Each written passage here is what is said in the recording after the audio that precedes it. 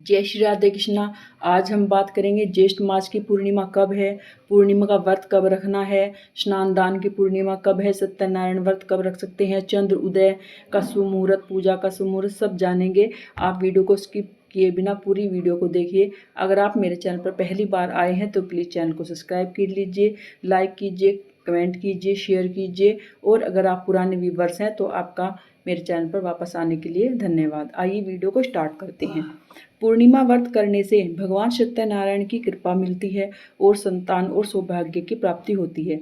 पूर्णिमा व्रत करने से हमें हर तरह का भगवान विष्णु और श्री महालक्ष्मी की आशीर्वाद मिलती है, क्योंकि पूर्णिमा जो होती है वो भगवान सत्यनारायण की व्रत करने का दिन भी होता है और श्री महालक्ष्मी का पूजा का दिन भी होता है। और यह चंद्र, जिनका चंद्रमा कमज़ोर होता है, उनका चंद्रमा स्ट्रोंग हो, उसका भी चंद्र दर्शन करते हैं। और पूर्णिमा का व्रत कर हम चंद्र को अर्घ देकर ही पूर्णिमा का व्रत खोला जाता है।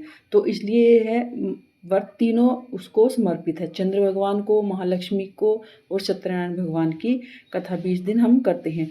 आइए जानते हैं कि इस बार जो पूर्णिमा का व्रत है वो कब पड़ेगा। इस बार पूर्णिमा का व्रत 10 जून को मंगलवार को किया जाएगा। 10 जून को पूर्णिमा दोपहर को 11:38 से शुरू हो जाएगी और समाप्ति दोपहर को 11:15 पर होगी। ज्येष्ठ मास पूर्णिमा का दान, सत्यनारायण व्रत, स्नान वह सब 11 जून को किया जाएगा। ज्येष्ठ मास चंद्र पूर्णिमा व्रत जो है वह मंगलवार को 10 जून को रखा जाएगा, क्योंकि चंद्र को अर्घ देकर ही पूर्णिमा का व्रत खोला जाता है। और पूर्णिमा का चंद्र दर्शन जो हमें होगा वो 10 जून को रात को होगा। 10 जून को ही हमें चंद्रमा दिखाई देगा। तो इसलिए जो व्रत रखेंगे, जो हमारी बहनें व्रत रखती है, वो 10 जून को ही रखा जाएगा, क्योंकि 10 जून को और आपको चंद्र दर्शन होंगे। उदय तिथि के अनुसार 11 जून को भी मतलब स्नान दान व पूर्णिमा मनाई जाएगी, लेकिन उस दिन आपको रात को चंद्र दर्शन जो पूर्णिमा के होते हैं वो नहीं होंगे। तो इसलिए व्रत जो है वो आप 10 जून को रखें और स्नान दान जो भी है आप वो 11 जून को कर सकते हैं। 10 जून को चंद्र उदय का जो समय रहेगा वो 6:44 पर होगा। ज्येष्ठ मास की पूर्णिमा का व्रत जो पूर्णिमा है उसको बट पूर्णिमा भी कहते हैं। जो बहनें ज्येष्ठ मास की पूर्णिमा पर बट वृक्ष की परिक्रमा सूत से नहीं कर पाई, मतलब ये तो ज्येष्ठ मास की पूर्णिमा पे व्रत किया जाएगा। जो अभी 15 दिन पहले ज्येष्ठ मास की अमावस्या गई थी, उस पर हमारे वट सावित्री का पूजा था, लेकिन कुछ जगह पर कुछ मतलब बहनें किसी वजह से अगर वह उस दिन परिक्रमा नहीं कर पाई तो वह पूर्णिमा पर भी वट वृक्ष की व्रत परिक्रमा कर सकती है और सूत का जो धागा से परिक्रमा होती है वो कर सकती है। क्योंकि कुछ जगह पर हमारे अमावस्या पर वट सावित्री की पूजा की जाती है और कुछ जगह पर हमारी पूर्णिमा पर वट सावित्री की पूजा व्रत हमारी बहनें रखती है। तो ये अलग अलग जगह की है, लेकिन अगर आप अमावस्या पर किसी वजह से आपका छूट गया है तो आप पूर्णिमा पर भी अपनी वट सावित्री की पूजा अर्चना को कर सकती हैं और परिक्रमा कर सकती है। पूर्णिमा इस बार 2 दिन की पड़ रही है। हर व्रत का अपना एक नियम होता है। जिस प्रकार से जब दोपहर के समय अमावस्या को हम मनाते हैं, मतलब जब अमावस्या तिथि होती है तो वह दोपहर के समय ही मान्य होती है। इसी तरह पूर्णिमा जब होती है वह रात के समय ही मान्य होती है, क्योंकि जब हम दोपहर में अमावस्या आती है, कई बार 4 बजे अमावस्या, नहीं तो हम दोपहर में ही करने पड़ते हैं, क्योंकि हमारा पितृ जो पूजन होता है वो दोपहर में अमावस्या के टाइम ही होता है।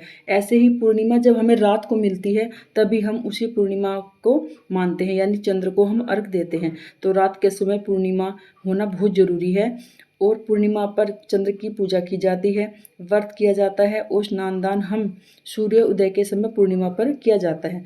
पूर्णिमा व्रत 10 जून को किया जाएगा और दान स्नान 11 जून को करेंगे। सत्यनारायण भगवान की कथा आप दोनों दिन कर सकते हैं, मतलब आप 10 जून को भी कर सकते हैं शाम के समय और 11 जून को आप, वैसे भी दोपहर तो हमें 1-1:30 बजे तक पूर्णिमा मिल रही है, तो आप सुबह सुबह भी कर सकते हैं। पूर्णिमा के व्रत में पूजा से पहले हमें कुछ नहीं खाना चाहिए। पूर्णिमा पर हमें माँ लक्ष्मी की को खीर का भोग भी लगाया जाता है और खीर का भोग हम सबको पूर्णिमा पर लगाना चाहिए। अगर आप व्रत रखते हैं तो आप रात को पूर्णिमा पर खीर का भोग लगाकर आप खुद भी आप खीर का से प्रसाद से आप अपना व्रत खोल सकते हैं। और हमें शाम को जब व्रत हो हमारा तो हमें चंद्र को अर्घ देना चाहिए। एक लोटे में पानी लेकर उसमें आप थोड़ा सा गंगा जल मिला लें और उसमें थोड़ा सा आप कच्चा दूध मिला लें, थोड़े से चावल और थोड़े से उसमें मीठा डालकर आप चंद्र को अर्घ देकर इस तरह व्रत पूर्णिमा का खोला जाता है। और अगर आपका चंद्र कमज़ोर है तो आप चंद्रमा को अर्घ जरूर दीजिए, इससे आपका चंद्रमा स्ट्रोंग होता है।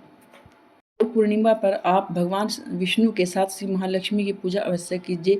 कुछ लोग कहते हैं ना कि मतलब पूर्णिमा पर हमें श्री महालक्ष्मी की पूजा अर्चना की जाती है, मतलब की जाती है और करनी भी चाहिए, लेकिन हमें माँ लक्ष्मी की पूजा अर्चना भगवान विष्णु के साथ करनी चाहिए। क्योंकि भगवान विष्णु की पूजा हम नहीं करेंगे और माँ लक्ष्मी की पूजा हम कर लेंगे तो माँ चंचला होती है, वो कभी भी उस स्थान पर नहीं रुकती है।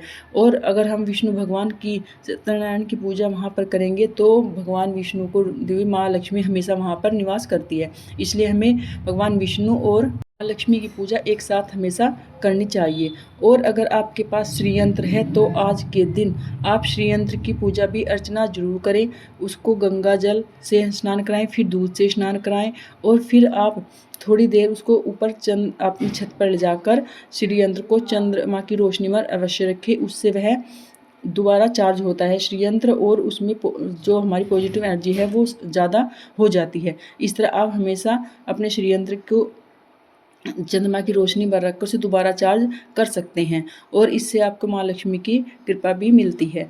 और श्रीयंत्र पर हमें रोज़ डेली जैसे हम श्रीयंत्र की पूजा करते हैं तो हमें रोज़ डेली सिंदूर चढ़ाना चाहिए माँ लक्ष्मी का नाम लेकर। श्रीयंत्र की पूजा करने से हमारा शुक्र ग्रह भी अच्छा होता है और हमें माँ लक्ष्मी की असीम कृपा भी मिलती है। आपको मेरी वीडियो अच्छी लगी हो तो प्लीज़ शेयर कमेंट कीजिए और कमेंट में आप जय माता दी या राधे राधे अवश्य लिखिए। मिलते हैं नेक्स्ट वीडियो में, तब तक आप अपना और अपनों का रखिए ख्याल। राधे राधे।